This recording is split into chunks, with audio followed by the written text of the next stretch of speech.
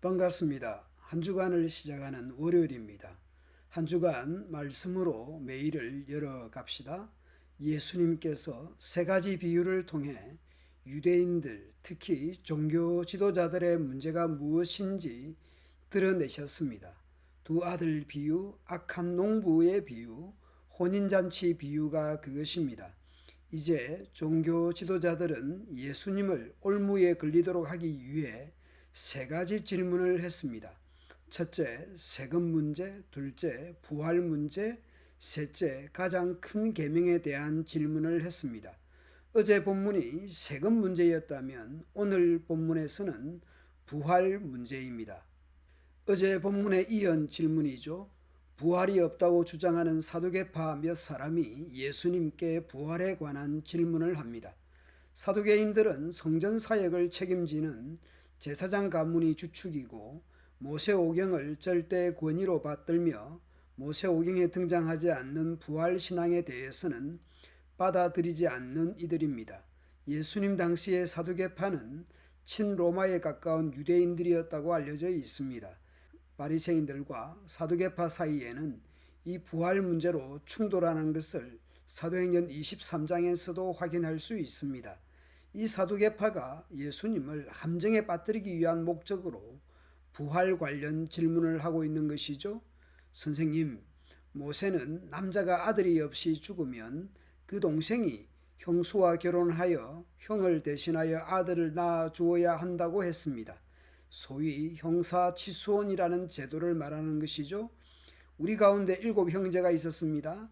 첫째가 결혼했지만 아들을 낳지 못하고 죽어 아내를 자기 동생에게 남겨놓았습니다. 그런데 둘째도 셋째도 그리고 일곱째까지 첫째와 똑같이 되었습니다. 결국엔 그 여자도 죽었습니다. 7형제 모두가 이 여자를 아내로 맞아들였으니 부활 때에 이 여자는 이 7형제 중에 누구의 아내가 되겠습니까?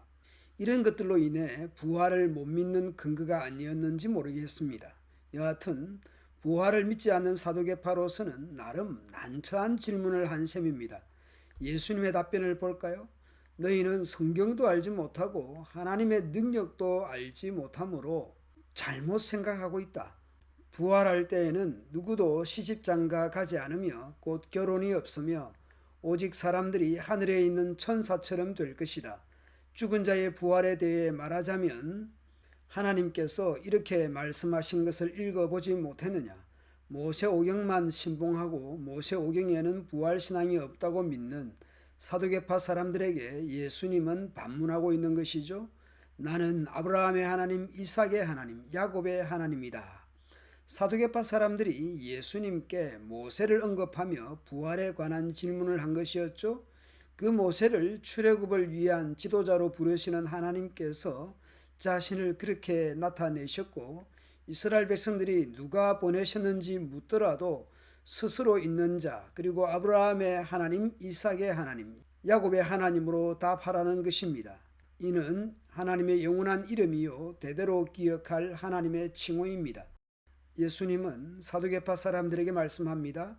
하나님은 살아있는 사람들의 하나님이시지 죽은 사람들의 하나님이 아니시다.